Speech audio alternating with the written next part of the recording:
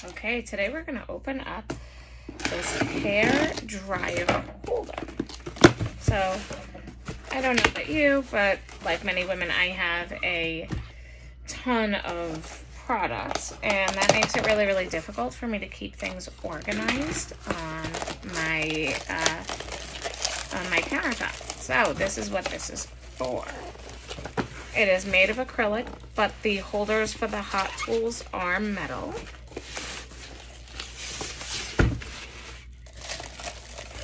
Seems to be very well wrapped, both in foam and this, I want to call it like cling wrap type plastic. But that keeps the acrylic looking very shiny and beautiful. Plenty of other room for accessories or even some products, things like that.